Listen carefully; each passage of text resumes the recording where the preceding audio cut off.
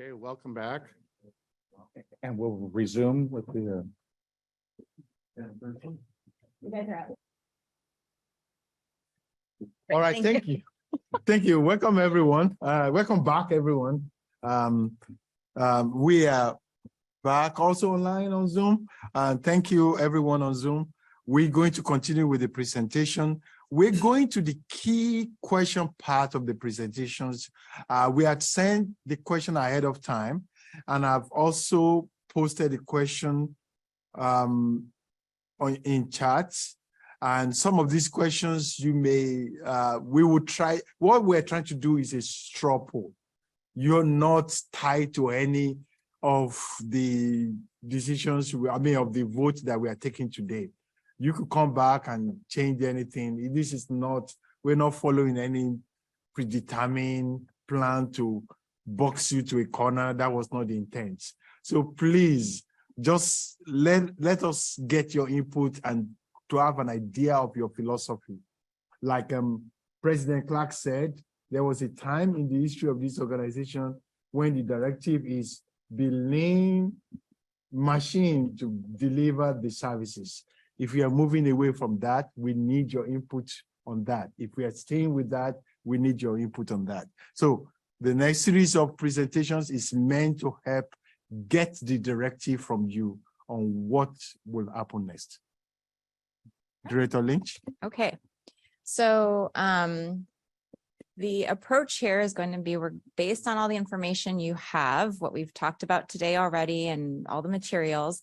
Each of these questions is very intentional to identify a finite alignment. So either yes or no, A, B, C, or D. So what we're going to start with is ask the question, and then we're going to ask for a quick show of hands. If you align, if it's a yes or no, A, B, C, or D, we'll take that down. And then of course, if there's a lot of mixed feelings and different alignment, those are obviously going to be the questions that we want to have a lot of discussion around. Imagine that folks have a lot of thoughts and feelings and opinions about it. So we want to make sure you have the time to talk about it. And then if necessary, we'll do a secondary straw poll after discussion to get a final read on the group. And as Treasurer Adewale said, not asking for decisions. We just want to get a sense of where you align in these key questions, because it's really going to help us build the real next version of the budget that you see. And we'll go from there. Yeah. Sorry, I just want to add one thing just to really underline the point is that often when we gather feedback, we hear opposing views, right? One person will say, yes, it is appropriate to expend the reserves. And another person will say, no, it isn't. And it's hard for us to tell what direction to take with that. And so although we are not asking for official votes, nobody's going to be held to any of these. We do want to find out, is there a consensus of the board? And if not, what is the majority view? And that is the direction that we will follow as we bring the second iteration of the budget. Oh, sorry. So just really quick for clarification, are you only going to have the active sitting one's vote? No, we want everybody's votes. Okay. That was we discussed about that. But if governors-elects don't feel like they have enough information to be able to make, it's not share or die. We're not going to make you participate in this straw poll, or rather, we're going to kick you out if you don't vote. No. We want your input if you are comfortable with providing, because we're looking at 6th floor above view, looking down, a very high philosophical approach to budget preparation that we are asking you to be part of. And so we're not tied to any of this. And one last thing, I mean, for the presidents or the butterflies, I think. Oh, as well. Okay. Yeah, because great to know. At the end of the day, a monarch. There's the monarch that is right to the cemetery. Oh, jeez. All right. Thank you so much, Governor Nam. Yes. Or A, B, C, or D, depending on the question. Yeah, depending on the question. Yeah. All right. Governor-elect Bloom. Governor Bloom, actually. Governor-elect still, right? I believe. Oh. So, thank you. Treasurer Adewale or Executive Director Nevitt or President Clark or whoever appropriate for the response on this, or Director Lynch potentially. Can you kind of maybe go through some of the philosophy of having a reserve? I mean, I kind of get the facility reserve or some having some reserve, but you know, it's like, you know, in financial planning, do you have 3 months of your budget? Because if you became unemployed or if something happened or some catastrophic thing, you need money to cover your bills. We're not expecting 40,000 lawyers suddenly to disappear for 4 months and not have any revenue. We're not, I mean, is this if the Cascadia fault, erupts or whatever, or moves, shifts, and we have a catastrophe? I mean, it seems to me, and I kind of get, that we want to have a little buildup in case we want to have, level revenues. We're not, expecting an increase. And so I can see a temporary increase or reserve, but if we're consistently habitually undershooting what our thing is, we're just building up money, piling up money for no good reason. So I'm just kind of want to wrap my head around what's the rationale. We're not a family that's going to have, the breadwinner become unemployed and have a shortfall. And so I'm just curious what the historic or what the rationale is, if you will. Thank you. I'll just start with, yes. So we have, like you mentioned, a facilities reserve. We have an operating reserve, which kind of touches on what you just said about the emergency, right? So that is all in existence outside of our unrestricted reserves. And the unrestricted reserves is what we were talking about in terms of spending down. Now, we don't necessarily have a, it's not our intention to continue to build up those unrestricted reserves. But because we have them, the idea is that we're trying to spend them down by keeping the license fees stable, right? So intentionally choosing to keep the license fees at $458 for 2024 is so that we can spend it down. We do have 2 reserves that don't have balances in them that are new for fiscal 23 that I think will have balances hopefully by the end of this fiscal year. One is a license fee stability fund, and it goes to kind of what we're saying is the intention is to communicate to our members and the readers of the financial statements. When you're sitting on $5 million of unrestricted reserves, what are you doing with it? The goal is to say, okay, we're budgeting for a loss of $1 million. That's because we need more, or we've chosen to keep our license fees flat. And therefore we're going to designate from unrestricted to that reserve to say that's going to take care of license fee stability. So that's how we create the intention, right? And identify what is the need. So as we talk about 25 and 26, fiscal 25 and 26, and some of these questions we're asking, is the intent, is the priority to keep fees flat in those years? If that's the case, we should designate those unrestricted reserves to those board designated reserves and earmark them for that purpose. So. Oh, okay. If I may, one follow-up and kind of observation. Have we done or considered doing I mean, because these are all nominal dollars, have we considered doing an inflation adjusted or real budget comparison where we go back and look at in 2022 dollars, we're saying it was 325, but if in reality, it went from 325 to 316 to 302, then went up to 325 again, and inflation adjusted, then it went up to 380 or whatever. Because I mean, it seems like what I'm seeing here in the pattern is 3 or 4 years where we keep it stable, and then we have a big step up, and then we have 3 or 4 years where we go stable, and then we step up, and then this last time, at least, like it kind of crept up a little bit, some incremental. Yep. And some incrementalism. It looks like from 2016 to 19, for example, it went up by $9 or something on average. And so, I mean, I kind of get that stair step thing to kind of allay or to defer or alleviate the effect of inflation. But, realistically, for many years, we had, at or below Fed target inflation of 2%. And so, we talk about a fixed fee, and particularly now because we've experienced such high inflation, which we hadn't experienced since early 1980s, late 70s. This is now a factor. So for many years, having nominal dollars was probably not a big deal. A percent or so, plus or minus, isn't really affecting our analysis, but now it really is. And so in essence, what we're kind of doing is compensating members by defraying the effect of recent high inflation. But again, should we have, or do we have any input and projections with regards to inflation and any kind of Monte Carlo or other type of simulations that would show a range of what we expect inflation to do with regards to costs and revenues, because we may have different inflation factors for different aspects of our operating and capital expenditures. Thank you.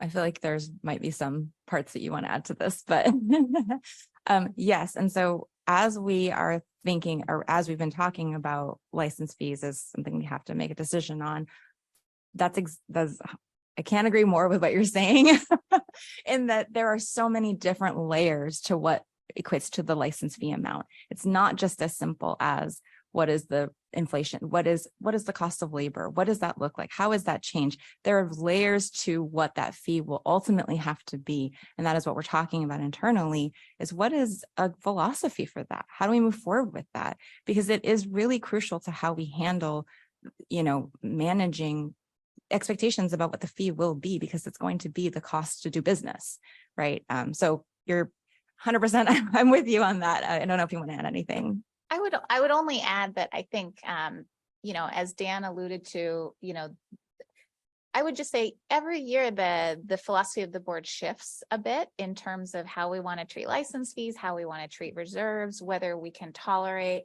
a budget that shows a net loss. And I do think the organization would benefit from having a more long-term vision, because I think some of it gets a little muddy because we're sort of shifting gear, not always dramatically, but over time, over a 5-year period, we can have a dramatic shift in how the board wants to approach our finances and our reserves and the license fee. All right. All right. We have a lot to cover, Mr. President. Go ahead. So just real quick, we used to do, 3 years at a time, right? Okay, for license fees. We got away from doing that because of we didn't want to set them, and then if we made money, that's a recipe for, angry people, right? Because you raise my fees and you're making money each year for reserves. So we took an approach to do it each year, and that I think that really has benefited in the sense of we didn't know, like with things, and whatnot, and so I personally like that, each year approach. The only other thing, okay, I'll say really quickly is that prior boards have told, several times that we are committed. Our goal is to not raise through 6. Okay, for fees. Now you certainly can, but that's that's been what we've stated. So thank you. All right, Governor Ken. Really quickly, Yes. I've lost track of whether we're a government agency, not a government agency, all that kind of fun Please, stuff. But I do know that school districts that I represent, there are state auditor recommendations on reserve size, et cetera. Do we have any recommendations we're supposed to follow or we thought of following? And it's simple. Yeah. So our auditors always provide, guidance about that. We increased our operating reserves just this past year from 1.5 million to 2 million. And that's actually probably on the lower side, but they have said multiple times that they think that's appropriate given the fact that we have a significant unrestricted reserve. So they're talking about our total reserves, right? So, best practice in terms of the number of months that you need based on your operating expenditures. They look at that every year as part of the audit process and give us guidance, but we've never had them give us, we've never had to do anything beyond increasing it as our expenses have increased over time, right? But yeah, we're meeting that need. Okay, we're gonna go ahead with the rest of the presentation and then we would answer the question. Great. Okay, so question number 1. The FY24 status quo budget reflects a net loss and would require the use of unrestricted reserves. The consensus at the budget retreat was that it was still appropriate to spend down reserves and incur the net loss. Do you still agree? So for those of you who are not there, the question is, do you agree? And so we're going to start with quick show of hands, do you agree that it's appropriate that we spend down our reserves and incur a net loss using the status quo budget, which is what is reflected currently in draft one? Hands for,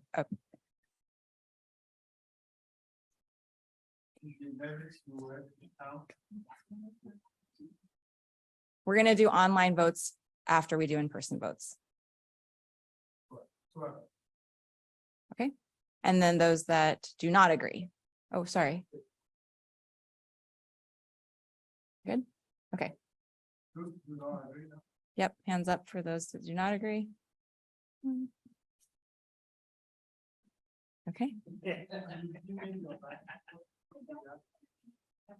Oh. Okay, she was, okay. Governor Couch provided his comments in email, and he says yes. His response is yes, but only because we can't raise license fees retroactively. So. And there's folks that have not voted. Correct? If you did not abstain. You're a no. Is that counted?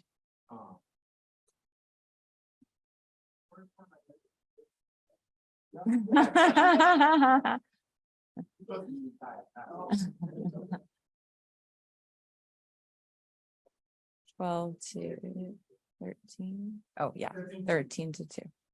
Nothing online. There's no one online. Okay. Okay. Do we want to leave room for conversation about this between? No, just no, we're gonna move on. What's the comment about this, and why do you think that you going this way or that way?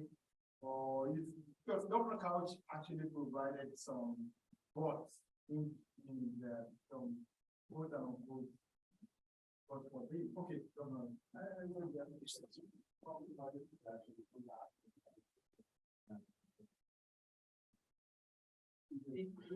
Your microphone. So from the budget projection, it's not going to be a significant amount of spending down reserves. It's not going to be catastrophic to the reserves. If it was so, then, I mean, it would be, I mean, my understanding is that the projected to spend down is not going to be a lot, right? Well, it depends. It depends on what you mean by a lot. Like, Director Lynch, you want to answer that question? Can you repeat the question? So this is, the question is whether we have to use unrestricted firm to meet demand, right? To meet service. What the budget projection is now indicating that even if we have to do that, it wouldn't be a significant amount. And I'm not defining significant, but it's not going to be like all of the reserves. Right. I mean, there are, based on the projections, there are reserves available to go into fiscal 25. So, I mean, and in 2025, there are, assuming, again, this is the status quo, doesn't include any of those outstanding requests either, right? So, but I guess the answer is yes, there's still reserves available to be used into next year. Significant is debatable. I wouldn't want to make a policy of it continuing to do that every year, but for the current year, I think it's important to note, right, that we have already set the license fee for 2024. And so that is a big part of, it. Yeah. So I think Okay. Governor Stevens, sorry. Sorry. I see Governor Kaden first and then Governor Stevens. Yeah, and my recollection from the talk in the budget retreat was that the point of the Bar Association is not to make money. And last year there was 1.6 million that was made, and the year before that was 1.1 million that was made. And so I think the point of this whole budgeting process that we're going through now is let's budget for what we want to do. And if we have to spend down a little bit, then we can afford to do so. But based on what's been happening, it's not going to probably be as much as we think it's going to be. So that's just been the history for the past few years. So I think it's, since we're not here to make money, I'm not getting a bonus to be here. I think we should keep it somewhere where it's at. That's a good summary of the budget retreat. Governor Stevens, and then I believe President Clark. At least for me, implicit in this question is what I reflect on as a passive approach to handling the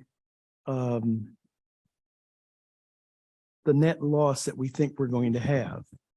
And what I mean by a passive approach is that we have at times had that experience, but that's been offset by our reserves. And in fact, it has been a practice. And combined with that practice has been a decision by a number of us, joining with President Clark, in holding fees down. And a part of that is the problem or the issue of raising fees while you're having surpluses. Yep. It begs the question of anybody who says, wait a minute, why are my fees being raised? But at the end of the cycle, when we look at the actual financial position of the agency, not the budget, but now the actuals, you're increasing, you're having more money than you had before.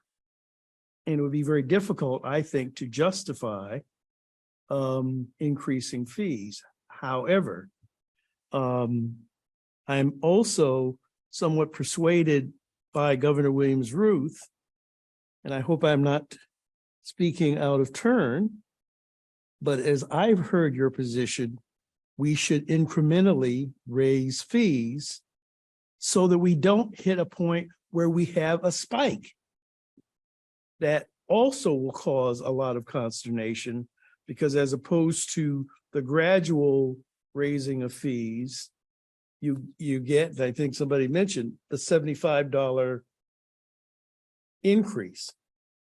And and except for the referendum, I've never seen us actually reduce once you get to a certain level. Okay, as part of this exercise is going to force you to drill down to the values you want to budget for.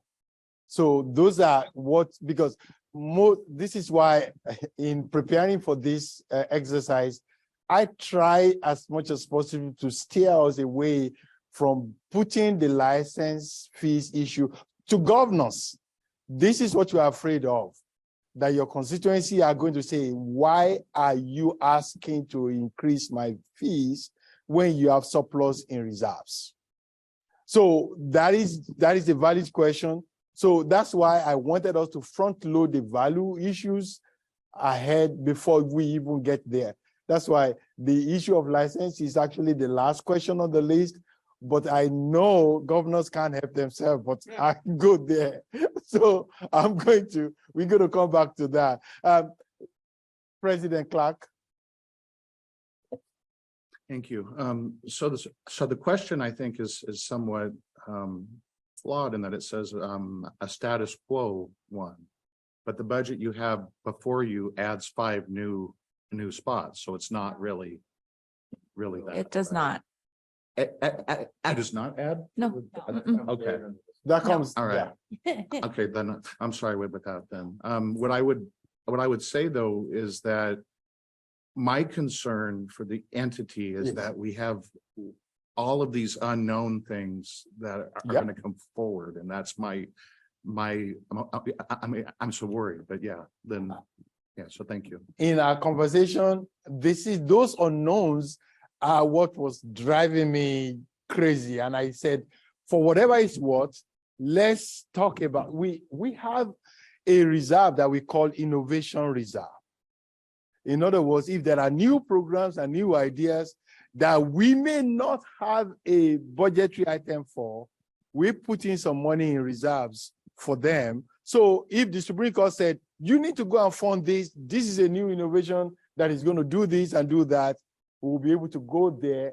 That is we won't have to raise fees or worried about, negative budgeting and all of that, because we have that plan there. So that is one of the things that I wanted us in this budget presentation. There is room for us, there is room to accommodate those concerns in our conversation. In preparing the budget. Did you want to respond to? Yeah, President Clark? I just want to add that, we have questions about reserves, we have questions about unknowns. And I think, one thing that we talked about in planning this is that this process is kind of iterative. Like you might answer this question one way, and then we get to that and you're like, oh, wait a minute. So our intent is if we can get through these questions once, Yes. we will go back through them. And, and I just want to do a little bit of a time check. I would suggest in places where there's a clear majority, maybe we don't spend too much time talking about it until the end. I remember we talked about that. But outgoing President Phillipson? Hi, yeah, really, the monarch. So, yeah, I'm just gonna echo what President Clark said. You're gonna lose your flexibility if you start spending down the reserves. And I realize that you can't make a strong argument to the membership about raising fees incrementally if you have all these reserves. But at the same time, if you all of a sudden decide, oh my gosh, yes, we do want to buy a building, you're not going to be able to do it. Yep. Or oh my gosh, yes, we do want that Spokane satellite office. Or oh my gosh, we do want to get involved in AI regulation and things like that. You don't have that flexibility anymore without telling the Supreme Court, hey, go to the legislature and get the money there. Yeah. Thank you. Okay, we're going to go to the next question. Oh, sorry. Governor-elect Bloom, do you still have Governor-elect your hand Bloom? up? Or no, sorry. I thought we were going to the next question. I was just going to ask someone, to me, and I know I knew and all that, B and C look awfully similar to me. And so what's the thought behind my voting for B or vote as opposed to C?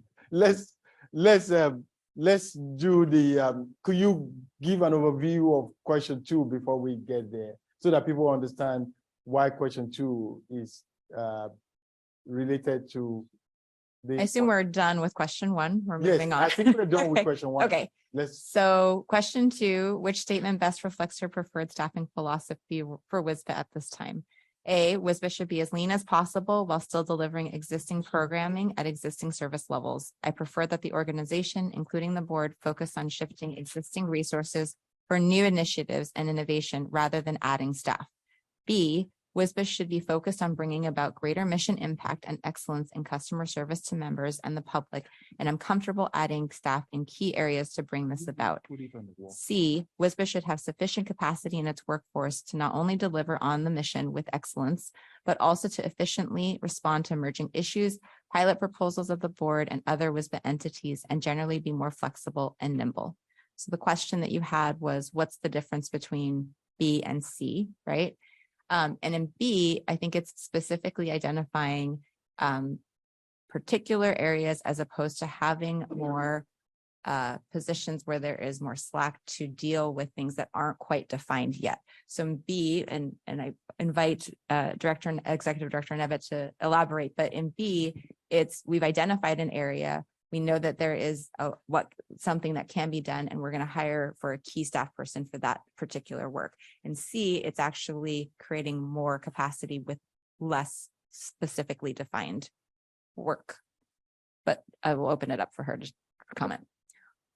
Maybe I can provide an example. So I think, A would essentially be, we're really trying to not add staff unless absolutely critical. So for example, our service level needs have gotten so high that so it's not to say we would never add a staff position, but really ideally, if we decide that we want to do more work in the area of rural practice, then we're going to decide that we're going to do less work somewhere else so that we can refocus our resources. So that's A.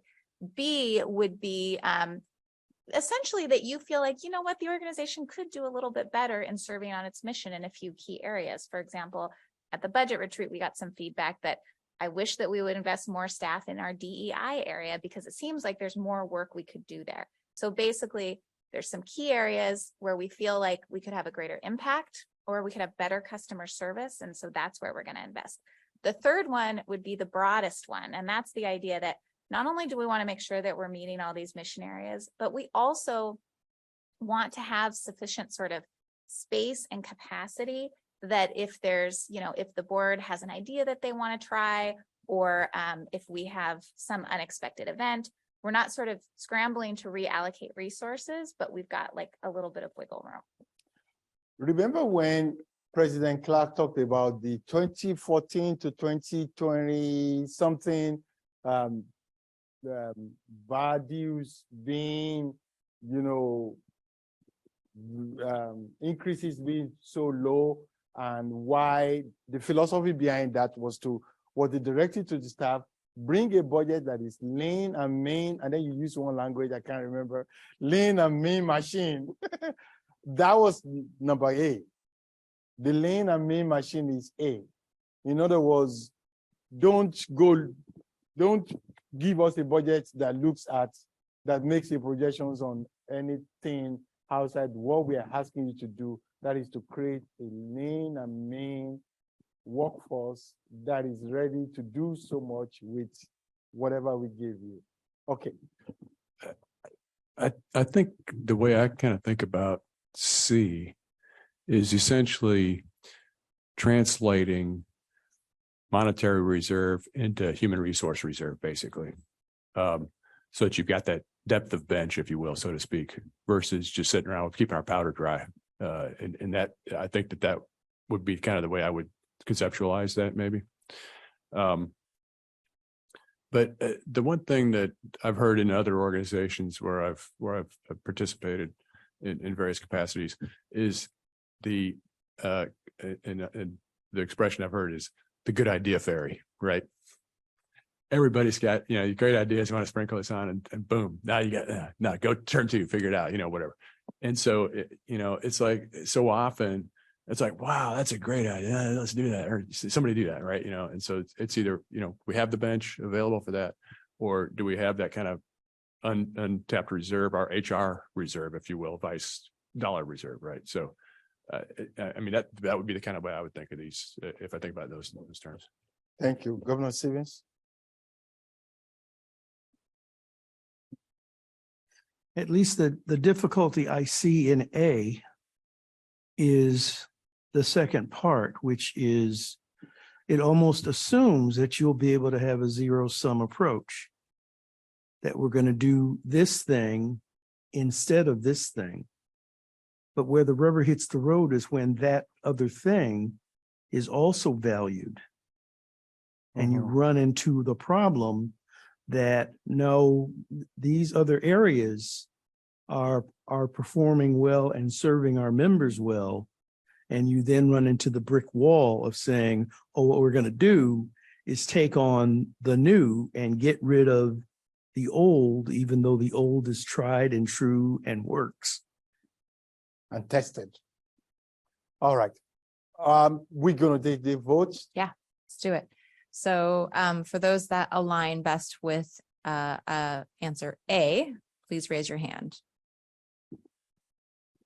1, 2, 3. 3. Okay. 4. 4. Okay. 4. 4. Okay. If So- Hunter were to be here, I would Hunter vote. All right. Those that best align with B, please raise your hand. 1, 2, 3, 4, 5, 6, 7, 8. Wait. Oh, Sarah's taking notes. Sorry. 5, 6, 7, 8, 9. 9. 9. 9. Anything online? There's no one online. Can you read Jordan's email? Yes, Jonathan Lynch? he's votes C. So we haven't gotten there yet. 9. 9.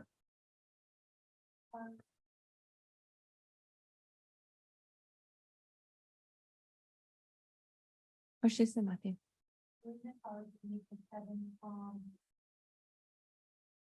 If you're aligned with B, please re-raise your hands.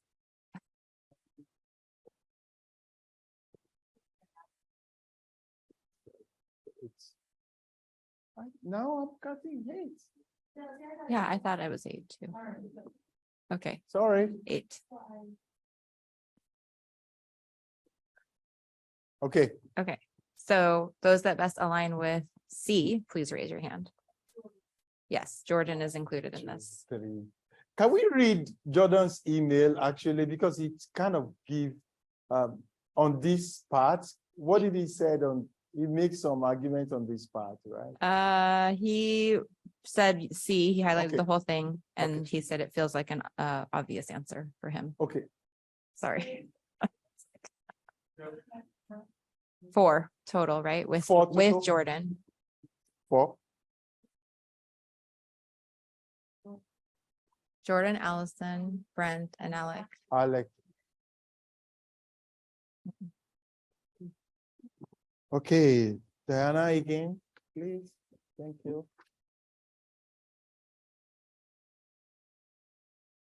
Sorry. So sorry, can I just, it's 9, 4, and what was the first number? 4, 4, and 9. No, there's no 9. There's Oh, 8. 4, 8, 4. Got it. Okay, Okay, we're gonna move on. yes, we move on. Okay. Third question.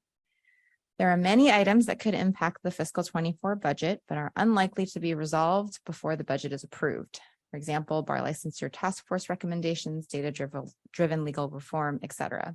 How would you like us to account for unknown budget items? A, include contingency funds in the fiscal 24 budget. B, designate a portion of unrestricted reserves to the innovation special projects reserve to support future needs. Or C, handle requests as they arise through alternate processes such as budget amendments, special license fee assessments, etc. This is your question, I guess. Okay. So we're going to take a vote, or do you have clarifying questions first?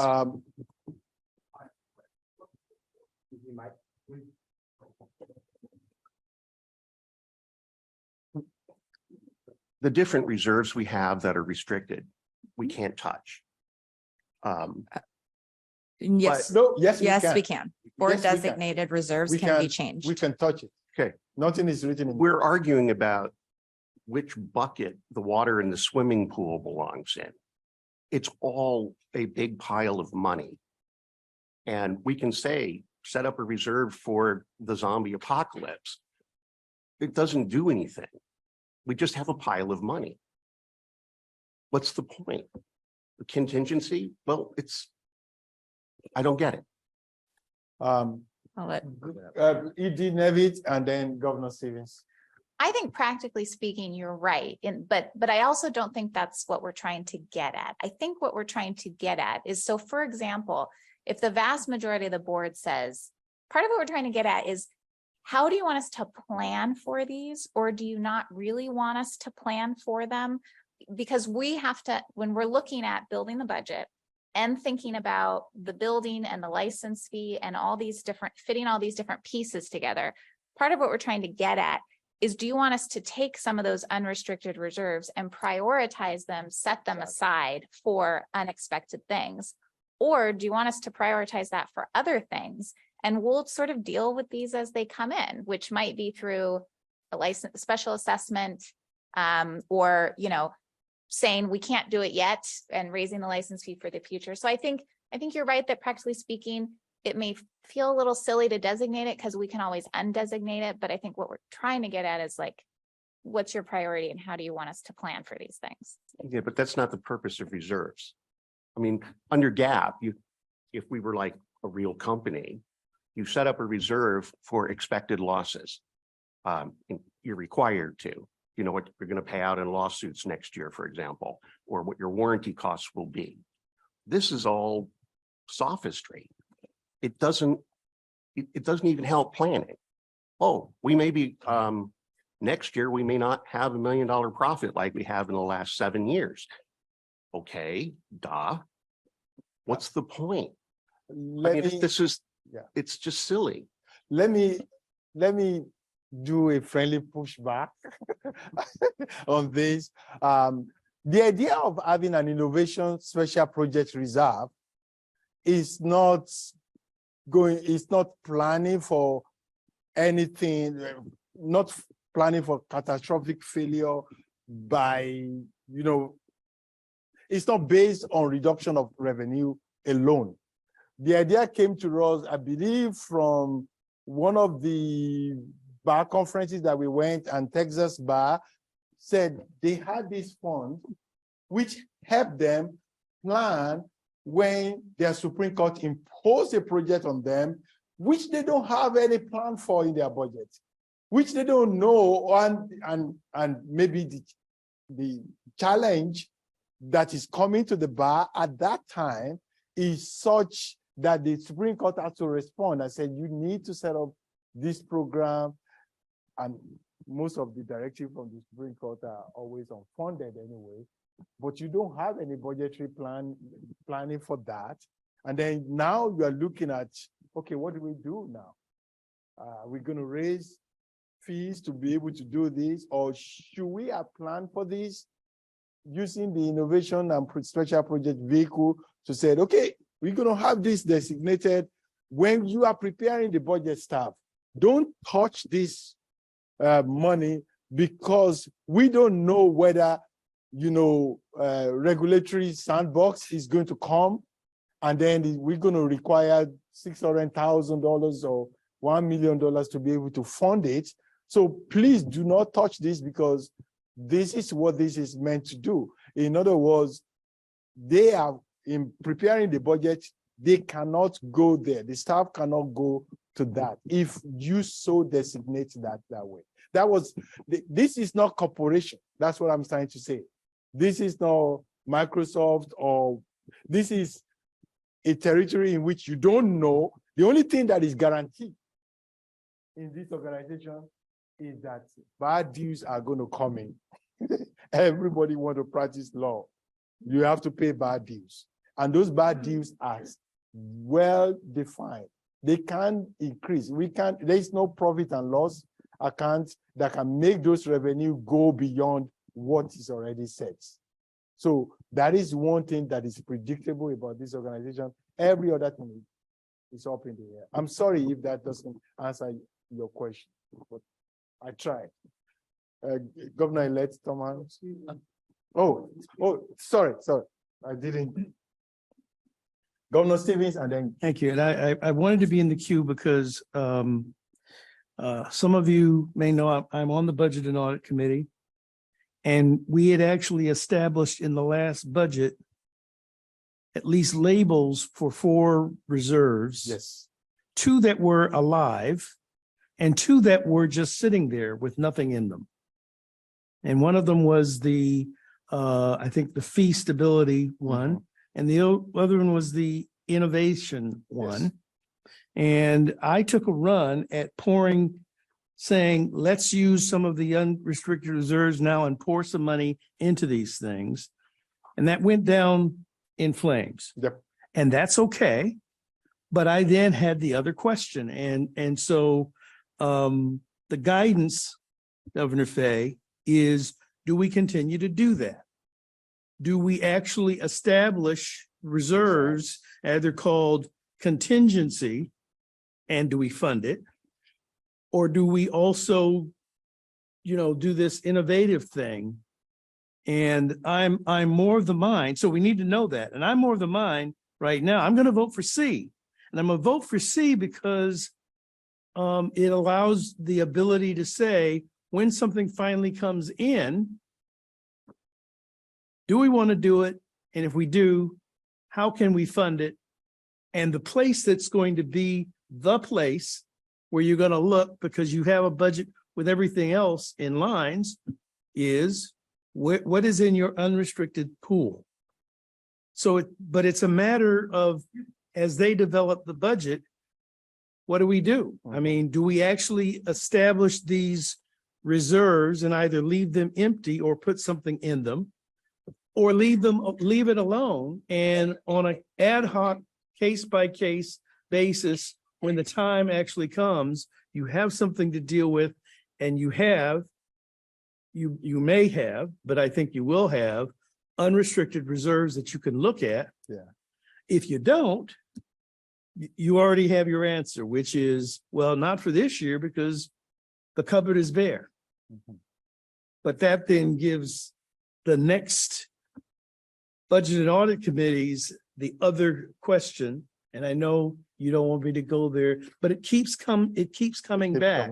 which is at what point will we need to actually take a run at increasing license fees so that there can be something in the cupboard, because it is right now bare to none. We're gonna come back to it. Treasurer Ottawa, Governor- I oh, just wanted, sorry, it's me. Oh, I just want to do time check because Yes. and it's 11:30. We still have 3 more questions to, oh, go through. So Okay. I'll be quick. okay, Okay, thank you. I'm, as I understand it, A is simply like on the bar licensure task force. I have no clue what that might cost. No. And I would rather have, when we're putting a budget together, say, hey, here's a range of what it might cost. Because we know that train's coming down the tunnel and it Yeah. might be a free train, it might be an expensive one. I'd rather know what that is at this point than do C, which is, okay, I know it's gonna come, but I'm not gonna deal with it when it comes.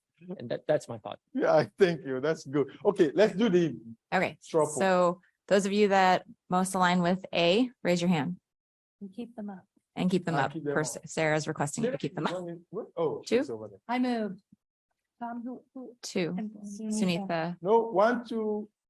Okay, 2. 1, 2. and 3, Jordan. Jordan. Oh, 3, Jordan. Okay, Jordan. Okay. All right, those of you that align with B, raise your hand. 2, 3, 4.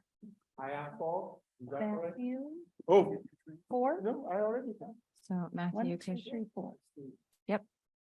Christina, Mhm. Christina. This one is mine. We're counting all. okay, all right, we're good? What number do you have? 4. 4. All right, those of you that align with option C, raise your hand.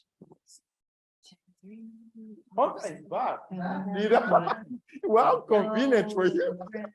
1, 2, 3, 4, 5, 6, 7, 8, 9. 9. 1, 2, 3, 4. I have 9. 5, 6, 7, 8, 9. Got him. Okay. All right. Does, Next one. do you want to, Oh, oh, sorry, Governor Newman is here, so I just wasn't sure if he wanted to vote because he was Oh, I see. on that one. Nam no, was and not it's La- here when we you have- voted. Larry. so- Now. There you go.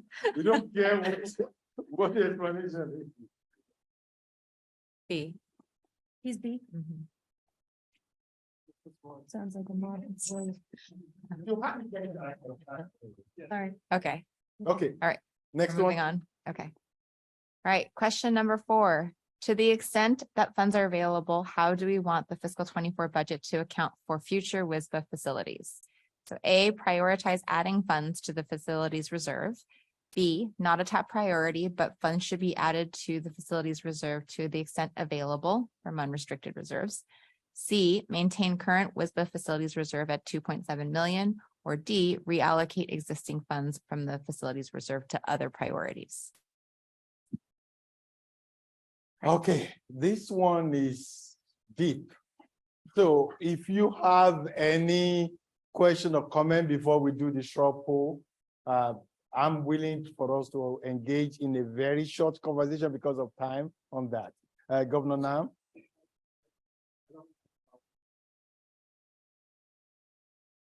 Oh, microphone, sorry. Sorry, I forgot. I think A, B, and C are fine. I think D, I would hesitate to vote for that because I don't think we have enough information to basically move money out of reserve for facilities. That's all. Good point. Okay, anybody else? All right, let's take. Oh, all right. Those that align most with A, raise your hand. 1. She has been on this Serena. horse for a long time. Okay, 1. B, those that are best aligned with B. 1, 2, 3. Kari and Sunitha, 3. 3. 3, I have 3. Sarah, what do you have? 3. Okay, All right, those that best align with option C, raise your hand. 1, 2, 3, 4, 5, 6, 7, 8, 9. I have 9. Put them up. Brian. Dan, Hunter. Hunter. And those that, Wait, oh, wait, let me count. Let's make sure. 1, 2, 3, 4, 5, 6, 7, 8, 9. Okay, I got it. Got it? and those that align best with option D. And where was the? 1, Kevin? 2. 1, 2. And Jordan is D. So And 3 Jordan for, is D. 3 for Okay. D. 3.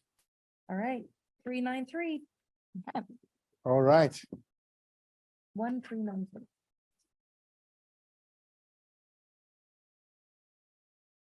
Okay, this other question is very interesting, and probably you're going to have concern or question, but. Oh, I was gonna say President Clark kind of brought it up a bit ago in terms of a version of the budget with this in mind. So the question is, do you want to see a version of the fiscal 24 budget and fiscal 25 through 26 projections that incorporates a successful renegotiation of WSBA's lease at Puget Sound Plaza? So the answers are yes or no. Those are the options. There's clarifying questions. My question is, what do we mean by a successful renegotiation? Is this about subleasing, or is this, I'm curious as to what that means. That is reduce our current space as we are already reducing our current space. Reduce our current space to the barest minimum, to the use that will make us lean and efficient, and so reduce our current space from 3 to 3 floors. Stop paying. What was Okay, that? so- It's about Could you 50 summarize it for Yeah. us? So then my follow-up question to that is, do we need to go in executive session to have an update as to what's going on? Because I have not seen any materials that there's been any ground movement that the landlords are going to want to renegotiate before our lease is over. We're not talking about that. We're talking about the next week. I don't think that's what we're saying though, Governor Fay. Okay, Well, let me summarize. Can I Okay. summarize? Yeah. Okay, so again, we're not asking for a decision. We have not begun renegotiating the lease or anything like that. However, we do have indications from our brokers that if we are willing to sign a longer lease, we do believe that there is an interest in renegotiating. So the question is, and as we got the update earlier, we are currently trying to consolidate down to 2 floors. So the question is, assuming we can consolidate down to 2 floors, assuming we can renegotiate our lease for a longer but smaller lease, do you want to see what that looks like in the budget, essentially? That means not buying it. Correct. Well, we would come up with Yes. that. So when we've talked to our brokers, we have been able to get estimated projections. You know what the rate is? Sorry, thank you. I have to go look. There's a little bit of this that came up in the Yakima meeting that I want to encourage governors to try to go over the minutes of the Yakima meeting, because we have a presentation from the facilities subcommittees through the B&A on these questions. President Clark? Yeah, that's what I was going to say, just that they've said that they're now willing to do it sooner. Yes. So that, yes, next year. Yeah. So. They are more open to us negotiating early and getting, we are in a driver's seat. We're in a much better position than we would have been. Yeah. Yes. But again, what's that assuming is the longer lease. That's not just renegotiating the lease and then saying bye-bye on New Year's Eve 2025. No. Correct. He's making it Correct. longer. Yeah, that's a good point. Because if you renegotiate, it's not going to be 6-month lease. Right. It's going to be a long-term lease, but we are reducing. And one of the conversations we had in Yakima, that's why I really miss you at the Yakima meeting, because these are the questions that I really appreciate you often raise. And the question was, the issue come to the fact that if we renegotiate and we are able to get a better deal, one of the conversation we had in Yakima was that we don't even have enough for down payments as we stand today. If we want to buy a new building and we want to buy land or do anything, we don't have enough money in our facility reserve to be able to do anything substantial in that area. So this gives us an opportunity to plan ahead if we want to buy a building or want to do anything outside of downtown Seattle to renegotiate, get a lease, and then put money away every year. That was the conversation in Yakima, as much as I could remember. I'm correct. Now I'm said I'm right. I feel happy. Thank you. All right. Governor Stevens. So my only question to you or to Director Lynch, this version or versions, projections, I would assume are somehow or another going to be presented in a way that we all understand that that is not necessarily the budget that we're going to adopt, but information for the board to consider as we go forward. And the reason I ask that question is because I would hope there doesn't become confusion with people thinking, well, the budget is this thing over here that has us with a long-term lease or otherwise. So help me out with that. Yeah. Like we said, this meeting is meant to get your input into the budget writing process. And so, yeah, none of these is meant to put you in a corner on any of these issues. It's just for us to be able to read the room, like you used to say, to be able to read the room and see what are these governors wanting us to do.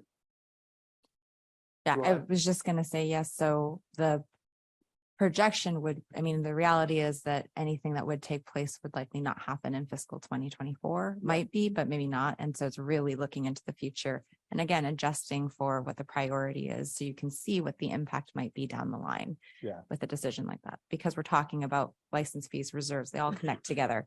So just having another look at it with that lens would be helpful.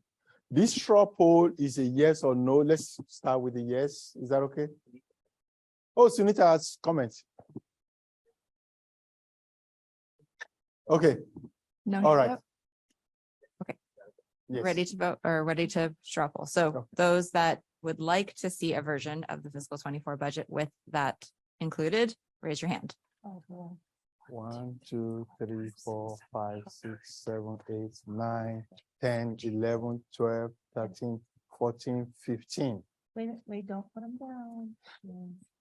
No, it's Wait. not. Oh, Todd put it Yeah. down. Out. No wonder you guys. I have 15. So it's everyone but Serena. No. What? Matthew, Wait, Nan, Brian, Hunter, Dan. Let me count. 1, 2, 3, 4, 5, 6, 7, 8, 9, 10, 11, 12, 14, 15. 16 with Jordan. With Jordan. 16 with Great. Jordan. All right. Okay. So, no. Raise your hand if you're a no. Don't let her intimidate you, Serena. Yeah. She knows what she's about. Okay. All right. Diana, I need your help. Oh, there's only yes or no. Yes. That's funny. Okay. Okay. Moving on. All right. Wow. Oh, No. Big question. that was really, I know you were excited. Okay. So last question. License fees are currently set at $458 through 2024. Do you want the budget for fiscal 24 and projections to assume that fees will remain at the same rate through 2025? Part 1 through 2026 is part 2. So yes or no? So again, this is going back to like what we talked about at the budget retreat, which is what's the priority, right? With all this information included. Governor Nam and then Governor Fay. My question is, what's the alternative? Can you do budget projection based on different amount? Raise, and then if we'd have to, do we have to right here determine what those amount would be? Or would you just some kind, I don't know. Oh, it's blinking. Director Lynch? Sorry, okay. So setting the fees and keeping them, if the majority says, yes, we want that to be the case, that does dictate what your projections look like and how much reserves you have. So then it does sort of back into what size of a budget we can have in any given year. So whatever we do this year will have a rolling effect into the future. So in terms of what other fee it would be probably closer to the effective fee or something around that to determine how much we would need to charge. Were to vote no, so will we be given more like options to see? This fall. So I'll vote here won't impact. So I'll vote here won't. No, I understand that, but like, but if you're setting up the budget and then you're making different projection, then this would be voting, if we vote yes, we would only see one projection based on one fee, but we vote no, we would see other projections based on different. It will surely put you under pressure, because if you spend up all your reserves in your budget for this year, you are not giving the scenario, given how many baby boomers are retiring from the profession and all of that, your revenue is not going to increase. You would have to find a way of getting back to where we were last year and all these previous years with a positive, with your budget in positive territory. So the answer is your decision on the budget this year has an impact on future license fees, or your vote in license fees in fall of this year. So Director Lynch. Saying yes or no to these is adding to the list of priorities that we need to balance and figure out how to bring a budget forward. So if you're telling us it's important that we keep license fees flat in 2025, that's one of the factors that we take into account when we are determining what other pieces we need to include in the budget or cut back in. This is the question that many governors don't want to answer, which we are trying to get you to answer. Do you want to have a budget that prepares you for a license fee increase or not? You have to get to that point where you let us know how your mindset, what you are looking at, because we can't keep thinking that we can spare down the reserves and hope that somehow we're going to have a positive budget at the end of the day. It's not going to happen. If you're not doing it this year, you're not going to do it next year. So you have to kind of put your card on the table. Let's see, what will you like to see? If license fees are important to you, if an increase in license fee are important to you, let us know. If maintaining the stability of the license fee is important to you, I would really like to know as your treasurer, because it's going to help me to be able to give directive to the staff on where to go to cut or where to go to increase, because that's very important. If we don't get that directive, it's difficult. Governor. Oh, goodness. Okay. Serena? Is this just an indirect way of asking us if we are going to vote on increasing the fees? No. Because no. I don't understand, like, if the budget's going to be set based on whatever our fees are now, and then we're going to vote on whether we're going to increase the fees in September, and whatever that's going to be, the budget is going to increase. So I don't understand. Like, I'm happy to have that discussion now, and if you guys want that information to determine where we're at on increasing the fees, but I just don't understand the point of voting on like whether or not we should hypothetically create the budget that we have to create based on whether we're hypothetically going to raise the fees or not. Answer. I have a question for perhaps Judge Tollefson or some of the more seasoned people on the board. I understand that our membership has been repeatedly told that the BOG will not raise fees until, what is it, 2026? What have we told them over and over and over? Aren't I actually been going out to talk to members about this? So I would want your input on this. Thank you. Yeah, I'll go ahead and weigh in on this. So I have been cautious about committing us to any path going forward, because that's a decision for the board to make. What I have been able to do, and I think do it, and I think in a way that reflects well on this organization, is talk about the track record of financial responsibility that I think you've accumulated over many years now. And that's due to a lot of hard work by a lot of different people. And it leads to good options for us, right? Leads us to a number of different options. But and the members are glad to hear about that. I've been reluctant, as I said, to talk about anything going forward, but I have been saying that we've been walking the walk on commitments that we've made in the past. Okay. All right, Tom, and then we come to Tom. Okay, I like the idea of keeping the fees flat in the budget because we're gonna, from my limited sense here, fees are gonna have to go up. And we're gonna get grief for putting fees up. But I would like to be able to say, look, if we don't increase fees, this is what we're gonna be able to do now. And that's a lot less than all you guys really want us to be doing. So I like having the no fee increase option is there. Okay, now and then Todd. Todd first. Sorry, Todd. No worries. In our projections of 25 and 26 expenses, we're looking at what we project them to actually be, right? So it's going to show basically what Tom is talking about. If our costs continue to rise, our revenues stay flat, it's going to have this effect. Now, I mean, a lot of times in business projections, they'll have, you don't know what your revenue is going to be. You have some pricing power, you have some flexibility in what you're going to do. And so you might show a range of different options. Here's if we raise it 1%. Here's if we raise it 5%. Here's if we raise it 10%. Here's if it goes, this range of things. And so you've got like the funnel or the wedge graph that shows those different options, right? In my view, I think it would be helpful or instructive for us to have that to at least as an internal document, whether it's for executive committee or executive session use or whatever, to inform us in our analysis and discussion and decision-making process. Now, the reality is, when we go to the members, we show them, here's what the flat, if we leave the fee, here's what's going to happen if costs rise at our projected rates based on whatever our inputs are in those regards. So, I think it's absolutely useful for discussion, analysis, and for decision-making process. And whether or not we choose or decide to publicize that or to make it known to the membership at a larger, wider audience, that's a separate matter, it seems like, at my point. But clearly we need to be, if we're not doing that as a group, we ought to be doing that internally in our own analysis, frankly. Now,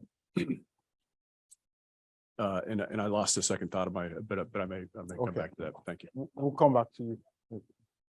Okay, let's take the vote. Okay, so those that align with keeping the fee at the same rate through 2025, raise your hand. 1, 2, 3, 4, 5, 6, 7, 8, 9, 10, 11, 12. Just a minute. 1, 2, 3, 4, 5, 6, 7, 8, 9, 10, 11, 12, 13, 14, 15. Let me make sure. 1, 2, 3. And Jordan is a no to this, so he does not. 1, 2, 3, 4, 5, 6, 7, 8, 9, 10, 11, 12, 13, 14. It should be 15. 15. I counted 15.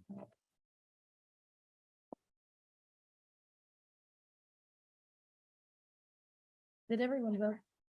Everyone but Brad. So Allison too, maybe that. All right. Did you put your hand up, please? I feel like you two were coming in. Sarah, what's the number you have? Now I got 15. I'm ready. I'm 15. ready. I'm ready. And Jordan and Brent, if I'm not going Okay. crazy. Correct. So no will be Is Jordan and Brent.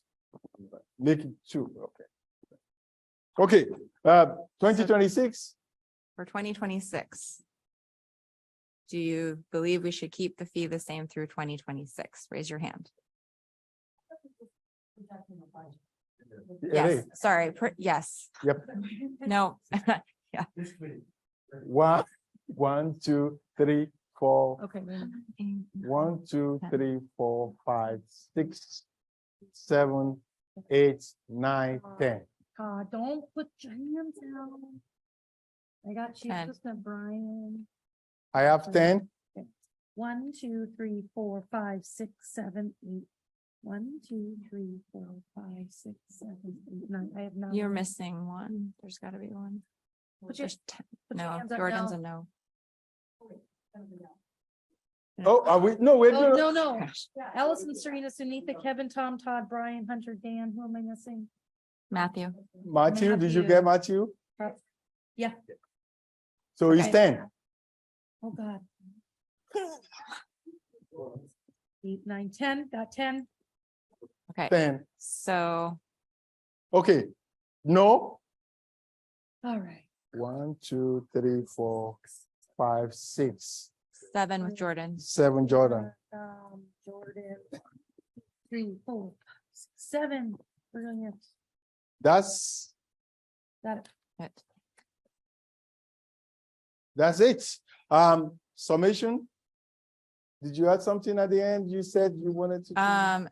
No, I mean, There's do you no mean like point? moving on past the questions or do we want to, I don't think we have time to review that. Oh, we don't have But, time. you know, I want Do to, we have time, E.G. Nevitz? We don't have time, but I just want to add, one of the things we talked about is we assumed that all the votes wouldn't necessarily add up, right? Like we might not be able to have the staffing levels that we requested and the reserves that we requested and, and keep the license fee flat.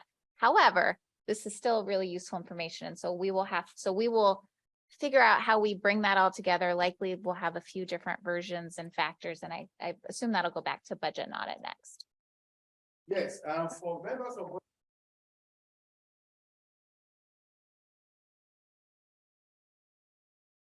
Actually contributed a lot to this process because there are some issues already in the initial budget that were taken out based on input from budget and audit. So I want to say a big thank you to Budget and Audit Committee for your participation in this process. Hopefully, when it comes back, you will also have all of this information. Thank you, President Clark. Thank you so much. We will, we will, I'll for lunch now.